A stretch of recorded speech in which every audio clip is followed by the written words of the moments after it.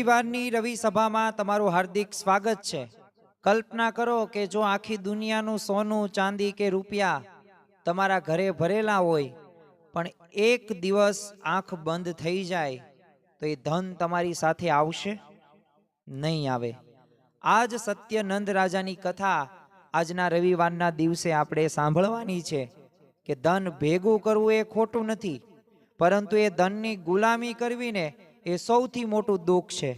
તો ચાલો આ પૌરાણિક કથાની શરૂઆત કરતા પૂર્વે આપણે ભગવાનના મંગલાચરણની અંદર જોડાઈએ।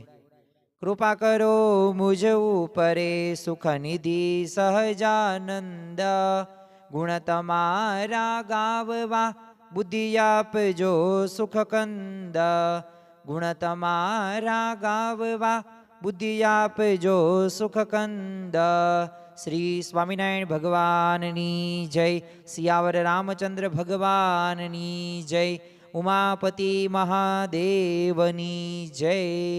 દરેક દિવ્ય મુમુક્ષુ હરિભક્તોને ભાવથી જય શ્રી કૃષ્ણ, જય શ્રી રામ, જય સ્વામી નારાયણ। આજનો આ પવિત્ર રવિવારનો દિવસ, તો આ રવિવારની રવિ સભાની અંદર આપણે એક એવી પૌરાણિક કથા સાંભળવી છે અને એના આધારે આપણે એવી સમજણ આપણા જીવનની અંદર દ્રઢ કરવી છે કે જે સમજણથી આપણે સુખી રહી શકીએ। આમ તો નંદ રાજાની વાત તો આપણે ઘણી વખત સાંભળેલી હશે, પણ એ પૂરી વાત જ્યારે આપણા જીવનની અંદર આપણે સાંભળવામાં આવે, સમજવામાં આવે, તો અવશ્ય આપણા જીવનની અંદર એમના જેવા એ ગુણો એ આપણામાં ન આવે ને એનું અનુસંધાન સતત રહે। નંદ રાજાએ શું ભૂલ કરેલી હતી? નંદ રાજાનું એ આખ્યાન ઘણી વખત આપણે સાંભળેલું હશે, કીધેલું પણ હશે, પરંતુ આ નંદ રાજાએ આખી પૃથ્વીનું જે દ્રવ્ય હોય ને, ધન હોય ને, એ ભેગું કરેલું। કોઈની પાસે દ્રવ્ય રહી ગયું છે કે નહીં એની ખાતરી કરવા માટે તે એમને દમડે ઊંટ વેચવા કાઢેલા। એટલે એક દમડાનો ઊંટ લેવા માટે જેટલું દ્રવ્ય કોઈની પાસે તો એવું કંઈ હતું નહીં, કારણ કે બધુંય દ્રવ્ય આ નંદ રાજાએ ભેગું કરી નાખેલું અને દરિયાની અંદર એમને બધું ગુપ્ત રીતે એ ત્યાં સિક્યોર કરી રાખેલું સુરક્ષા માટે। કારણ કે વરા ભગવાને એમને એક હાડકું આપેલું અને એ દરિયાની અંદર અડાડે એટલે તરત એ રસ્તો આપે, અને આ નંદ રાજાને દ્રવ્ય જોઈને બહુ આનંદ થાય। હવે એક તરકડીના દીકરાએ એની મા પાસે છે ને એક વેણ લીધું, હઠ કરી, અને જેમ પત્નીની હઠ હોય, જેમ બાળકની હઠ હોય, તો એ કોઈ પૂરી ન કરી શકે અને એને પૂરી કરવી જ પડે ગમે એમ કરીને। અને વેણ શું લીધું કે માં મને ઊંટ તમે લાવી દો, સાવ મફતમાં વેચાય છે। અને આ નંદ રાજા પણ હોશિયાર હતા, એમને ખાલી એક દમડો આપો ને એક સામે ઊંટ આપે, એટલે આટલો મફતમાં ઊંટ વેચવા કાઢેલા। એટલે એની માએ કીધું, બેટા આ નંદ રાજાએ કોઈની પાસે દમડો ક્યાં રહેવા દીધો છે, પણ સાંભળ, એક જગ્યાએ દ્રવ્ય છે, તારો બાપ મરી ગયો ને તે ઘોરમાં આનો મૂકેલો છે, એ ખોદીને તું લઈ આવ। હવે આ તરકડીનો તો છોકરો આનો લઈ આવ્યો અને બોલો ઊંટ પણ ખરીદી લીધો। હવે નંદ રાજાને ખબર પડી કે આ તરકડીના છોકરાએ ઊંટ ખરીદ્યો, એટલે નંદ રાજાને આશ્ચર્ય થયું કે આ છોકરો દમડો લાવ્યો ક્યાંથી? અને પછી તો છાનભીન કરી તપાસ કરતા ખબર પડી કે આના બાપની ઘોરમાંથી આનો કાઢ્યો છે, એટલે કબરમાંથી। અને નંદ રાજાને થયું કે આ ઘોરોમાં પણ લોકો મળદા ઉપર પૈસા મૂકે છે, એટલે તરત તે નંદ રાજાએ બીજો હુકમ કર્યો, જો પૈસા દ્રવ્યનો લોભ માણસને ક્યાં હદ સુધી લઈ જાય છે ને એની આપણને ખ્યાલ આવશે। અને હુકમ કર્યો કે બધી ઘોરો ખોદી નાખો અને દ્રવ્ય કાઢી લ્યો। હવે નંદ રાજા પાસે તો વરા ભગવાનનું હાડકું હતું। હવે આ નંદ રાજા એ હાડકું લઈને દરિયામાં જાય અને પાણીને અડાડે, એટલે પાણીમાં તો આમ છે ને કેળો થઈ જાય, કેળી થઈ જાય, રસ્તો થઈ જાય, અને પછી તો એ રસ્તે જઈને બધું દ્રવ્ય દરિયામાં મૂકી આવે, પછી પાણી પાછું એક થઈ જાય। એટલે આવી રીતે દરિયાની અંદર બધોય ખજાનો છે ને એ ભરેલો હતો, અને આ ખજાનો જોઈને નંદ રાજા રાજી પણ થાય। એટલે આ હાડકાના કટકાને જીવની જેમ છે ને નંદ રાજા પોતે સાચવતા। અને પોતાના એક જે નવઘરું હતું, હવે આ નવઘરું એટલે શું? સોનેરી તારવાળો એક જરિયાની ફેટો, અને આ ફેટાની અંદર એ પોતે એક ડાબલીની અંદર આ હાટકું રાખતા હતા. અને એમના સિવાય આ વાતની કોઈને જાણ પણ નહોતી. એટલે નારદજીએ જ જાણ્યું કે આણે તો ભૂંડી કરી, દ્રવ્ય વગર તો જગતનો વ્યવહાર ચાલશે કેમ? એટલે કંઈક ઉપાય તો આપણે ગોતીએ. એટલે આ નંદ રાજા તો છે ને બીજી વાર પરણ્યા. એટલે નારદજીને બધી જાણ તો ખબર જ હતી. એટલે આ નારાયણ નારાયણ કરતા, અને નારદજી પાસે તો પાછું ત્રણેય લોકનું એ પોતે લાયસન્સ હતું. ગમે ત્યારે ગમે તે જગ્યાએ પોતે જઈ શકે.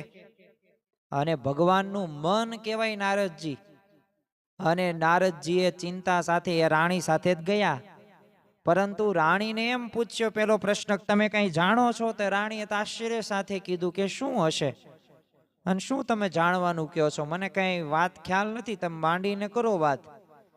તો નારદજીએ રાણીને પૂછ્યું કે આમ નંદ રાજાને તમારા ઉપર આમ કેવું હેત છે? રાણી પોતે તો આત્મવિશ્વાસ સાથે કીધું કે રાજા તો મારા ઉપર ખરેખરું હેત રાખે છે. તે નારદજી કે એ ખોટું, તમારી ઓલી જે શોક ઉપર આની પેલી જે રાણી હતી ને એના ઉપર ઘણું હેત છે. એટલે એ જે રાણી છે ને એનું હાટકું જો રાજા હજુ એના એ જે સોનેરી તારવાળો જે જરિયાનો જે ફેટો પહેરે છે ને એની ડાબલીમાં બાંધી રાખેલો છે, અને રોજ એને પૂજે છે. એટલે આટલી વાત કરી નારદજી તો એ પોતે વહી ગયા. એટલે રાણીને તો આ વાત સાંભળીને બધી ઈર્ષા આવી ગઈ કે મારા ઉપર તો વિશેષ હેત પ્રીત હોવી પડે ને આ જે મરી ગઈ છે એના ઉપર આટલો બધો હેત રાખે છે. એટલે તરત તે રાજા પાસેથી એ જે હાટકું લેવાનું એને કાવતરા શરૂ કરી દીધા કે ખરેખર તો મારા ઉપર છે ને આ ખોટું હેત દેખાડે છે. એટલે એ હાટકું જ મુખ્ય જવાબદાર છે ને, તો એ હાટકાનું તો આપણે નામ નિશાન કાઢી નાખીએ. એટલે બપોરે જ રાજા છે ને જમવા બેસે છે. એટલે માથેથી તો પોતે નવઘરું હતું એ ઉતાર્યું ને પછી રસોડામાં પોતે જમવા ગયા. અને રાણીએ મોકો જોઈને ચોકો માર્યો. એ જે નવઘરાનો છેડો દબાવીને જોયો ને તો અંદર એક ડાબલી હતી. અને વાત પાછી સાચી લાગી નારદજી કે આ નારદજીએ જે વાત કરી એ તો બરાબર છે. અને ડાબલી ખોલીને હાટકું નીકળ્યું, તરત તે એને શું કર્યું? ચૂલામાં નાખી દીધું. અને નંદ રાજાએ તો આ બાજુ તો જમતા જ હતા શાંતિથી, એને તો આ વાતનો કઈ ખ્યાલ નહોતો. પણ જમીને નંદ રાજાએ પ્રથમ જ તે જો જેને જ્યાં વૃત્તિ હોય ને ત્યાં તરત વિચાર આવી જ જાય. એટલે નવઘરાનો એ છેડો તપાસ્યો, એને જોયો તો ખાલી, કાંઈ હતું જ નહીં. તરત ફાળ પડી ગઈ કે નક્કી અહીંયા કંઈક થયું લાગે. એટલે રાણીને પૂછ્યું કે આમાં હતું એ ગયું ક્યાં? તે રાણીએ તો રીસમાં શું કીધું, ઓલી મરી ગયેલાનું હાટકું તમે શા માટે બાંધ્યું હતું? તે રાજા કે ઈ પેલા તું મને બતાવ કે હાટકું તે ક્યાં મૂક્યું છે? તે રાણી કે એ તો મેં ક્યારનું ચૂલામાં બાળીને ખાક કરી નાખ્યું છે. અને નંદ રાજાએ જ્યાં આવા શબ્દો સાંભળ્યા અને એવો હૃદય ઉપર ધક્કો લાગ્યો ને તે ત્યાં ને ત્યાં એનું પ્રાણ પંખેરું ઉડી જાય. રામ બોલો ભાઈ રામ. અને દ્રવ્ય હતું બધું દરિયામાં રહી ગયું. અને એટલે જ તે જો સદગુરુ નિષ્કાંત સ્વામીએ કહ્યું છે, ન રહ્યું નાણું રાજાનંદનું સર્વે સુપન વ્યવહારજી. તો એ નંદ રાજાને જો લોભનું પૂર આવેલું તો લોભાતુર થઈ ગયેલા, પૈસો ભેગો કરી જ રાખ્યો, વાપર્યો જ નહીં, અને છેવટે મરી ગયા. એટલે જો ભગવાન અને સંતને અર્થે જેટલું વાપર્યું ને એટલું કામનું, બાકી તો બધુંય મૂકીને જવાનું જ. ખાલી આવ્યા ખાલી જાશું, સાથે શું લાવ્યા લઈ જાશું. જીવન ધન્ય રે બનાવો ભક્તિ ભાવથી, તું તો માળા રે જપી લે ઘનશ્યામની. અને ખરેખર આ જીવનની એક વાસ્તવિકતા પણ છે.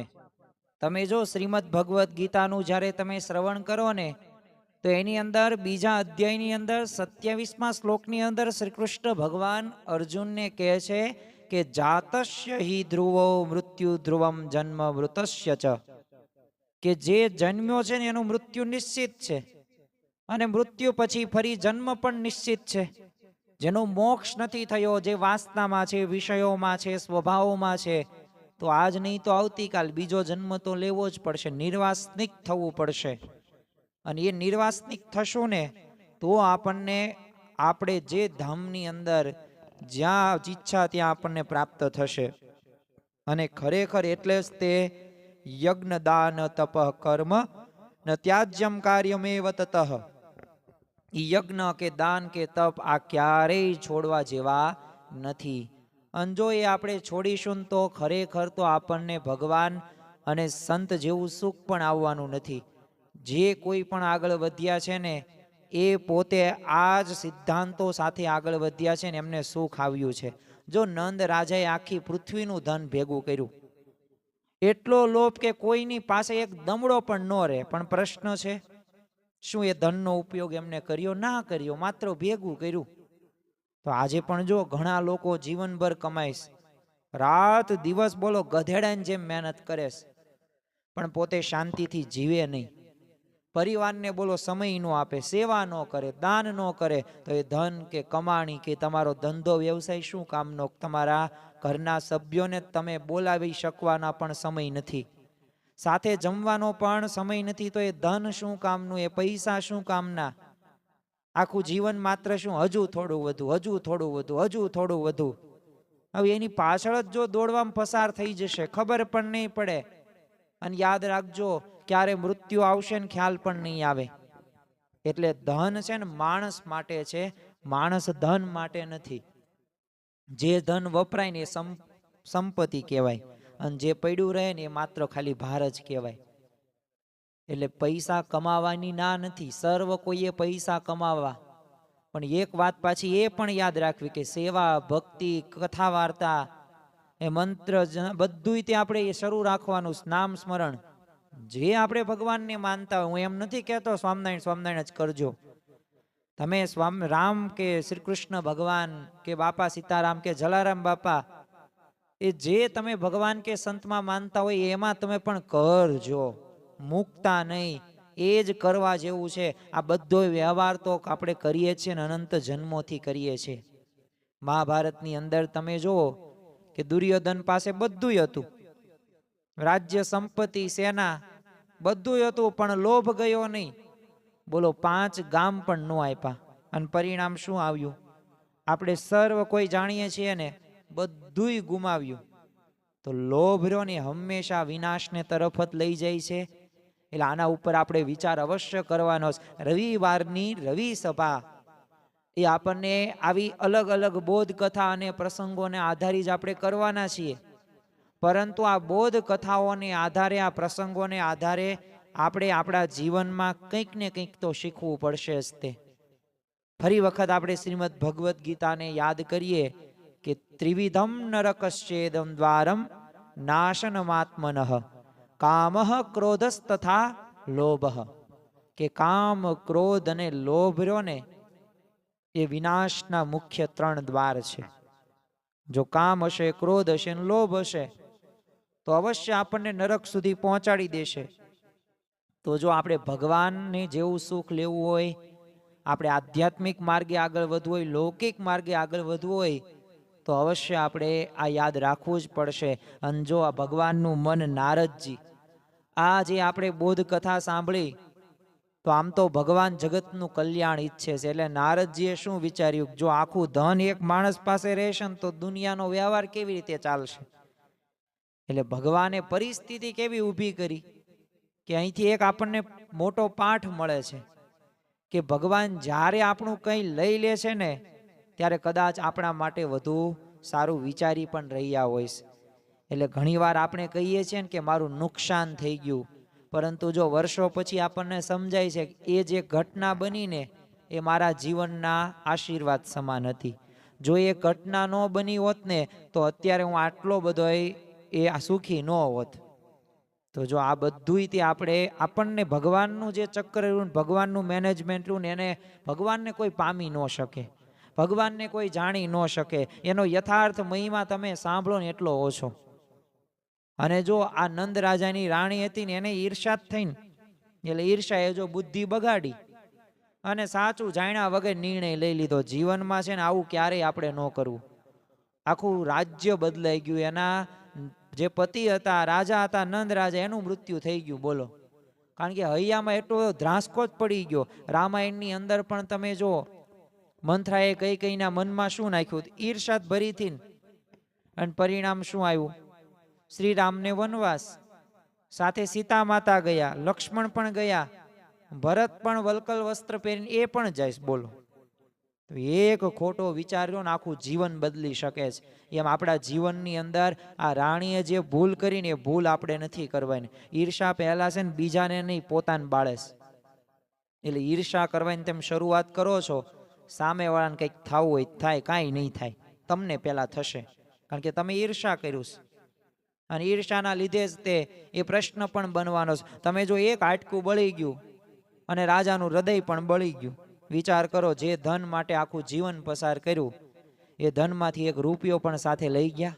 કંઈ લઈ ગયા નહીં. તો આના આધારે આપણે એટલી જ વાત સમજવાની છે કે આપણે પણ ગમે એટલું ધન સંપત્તિ, કે આપણી પાસે વૈભવ હશે, પ્રતિષ્ઠા હશે, આપણી વાહ વાહ થતી હશે, પણ 100 વર્ષ પછી હું કે તમે આ પૃથ્વી ઉપર છો? કોઈ નથી. 8 અબજની વસ્તી છે, પણ 8 અબજની વસ્તી 100 વર્ષ પછી 8 અબજની વસ્તીમાં કોઈ જીવતું હશે?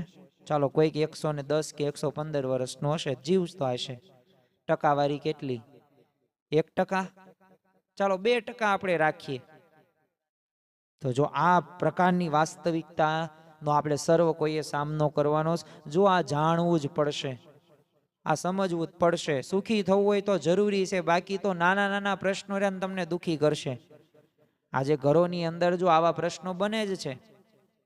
વાસાસી જીનાની યથા વિહાય, માણસ કપડા બદલે ને એમ શરીર બદલે, પરંતુ પૈસા સાથે લઈ જઈ શકતો નથી. દુર્યોધને ગમે એટલું ભેગું કર્યું, 100ની અણી જેટલું લઈ ગયો? કઈ લઈ ગયો નહીં. અભિમાન કર્યું, 100ની અણી જેટલું પણ હું આ પાંડવોને નહીં આપું, કઈ વાંધો નહીં, પણ એ પોતે લઈ ગયો કઈ? પાંડવો લઈ ગયા.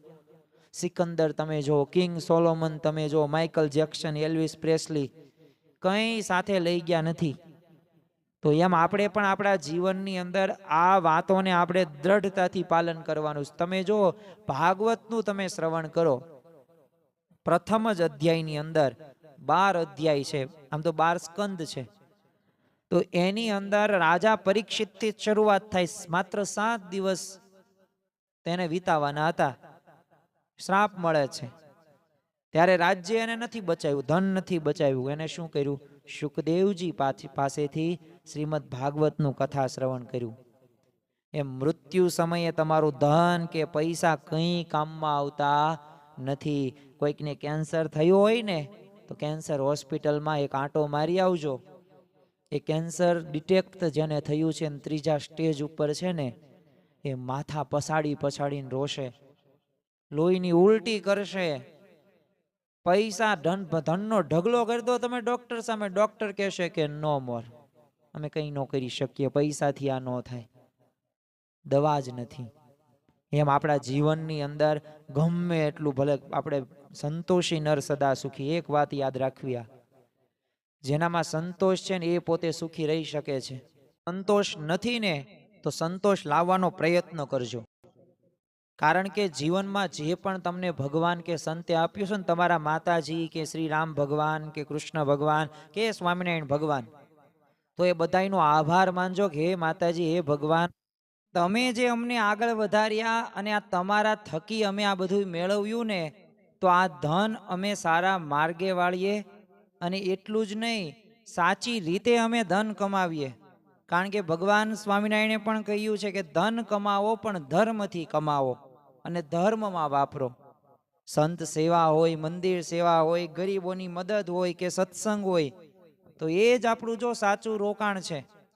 અને એટલે જ તે જ્યારે આપણે વચનામૃત વાંચીએ તો એની અંદર પણ જે ભગવાનને અર્થે વપરાય ને, એને જ સાચું ધન છે. બાકી બધું તો અહીંયા જ તે રહેવાનું છે, અને અહીંયા રહેશે. આપણે ગમે એટલા ધમ પછાડા કરશું, કઈ લઈને જ જવાના. એટલે જ તે જો સદગુરુ નિષ્કાન સ્વામીએ શું કીધું? નરયું નાણું રાજાનંદનું, સર્વે સુપન વ્યવહારજી. કેટલું સરસ મજાનું સત્ય કીધું સદગુરુ નિષ્કાન સ્વામીએ, કે સપનામાં કરોડપતિ બનીએ અને જાગ્યા પછી કાંઈ નહીં. તો એમ મૃત્યુ પછી દુનિયાનું ધન છે ને સપના જેવું જ રહી જાય. એક છે ને ધનિક માણસે મૃત્યુ પહેલા કીધું કે મારા હાથ ખુલ્લા રાખીને છે ને અંતિમ યાત્રા કાઢજો. તે લોકોએ પૂછ્યું કેમ? તેણે શું કીધું કે દુનિયાને ખબર પડે કે હું ખાલી હાથે આવ્યો હતો અને ખાલી હાથે જઈ રહ્યો છું. આ કોણ? સિકંદર. સુખના મેં 6 દિવસો પણ જોયા નથી. તો જો ખરેખર આ વિચારોને આપણે દ્રઢ કરવાના છે. દ્રઢતા નહીં હોય ને તો આપણે ક્યારેય સુખી નહીં રહી શકીએ. તો જો આજના આ રવિવારની રવિ સભાની અંદર આપણે સર્વ કોઈ સંકલ્પ લઈએ કે ધન કમાવીશ પણ અધર્મથી નહીં, લોભ નહીં પણ સંતોષ મારા જીવનમાં હું રાખીશ, દર મહિને આવકમાંથી યથાશક્તિ પ્રમાણે હું થોડું દાન કરીશ અને ભગવાન અને સંતની સેવામાં ધન વાપરીશ અને મૃત્યુ પહેલા પુણ્યનો ખજાનો ભેગો કરીશ. અને એ જ સાથે આવવાનું છે સારા કામનું સારું ફળ, ખરાબ કામનું ખરાબ ફળ, જેવું વાવો તેવું લણો, એના જેવી વાત. કર્મતણો સિદ્ધાંત સનાતન, કર્મતણો સિદ્ધાંત સનાતન. તો જો નંદ રાજાએ ધન ભેગું કર્યું પણ ધર્મ ભેગો ન કર્યો. આપણે ધન પણ કમાવીએ પણ સાથે પુણ્ય પણ કમાવીએ, કારણ કે બેંકનું તો બેલેન્સ અહીંયા જ રહે છે, પરંતુ જે ભક્તિનું બેલેન્સ રહ્યું ને ભગવાન પાસે અવશ્ય પહોંચે છે. તો કર્મણે વાધિકારસ્તે માં ફલેશુ કદાચન. અને એ જ સિદ્ધાંત અનુસાર આપણે કર્મ એવું કરવાનું છે કે ભગવાન ને સંત એનાથી અવશ્ય રાજી થાય. તો આજના દિવસે આપણે મહારાજ સ્વામીના ચરણોમાં પ્રાર્થના કરીએ કે નાનકડી એવી વાત છે, નાનકડો એવો પ્રસંગ છે, પણ આ પ્રસંગના આધારે આપણને કેટલું બધું જાણવા મળે, શીખવા મળે, અને ભૂલ આપણે શું નથી કરવાની એનું પણ અનુસંધાન રહે છે.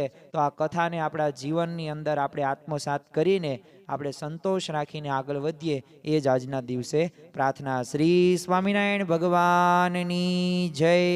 આવા જ આધ્યાત્મિક પ્રવચનો સાંભળવા માટે અમારી ચેનલને લાઈક કરો, શેર કરો અને સબસ્ક્રાઇબ કરવાનું ભૂલતા નહીં.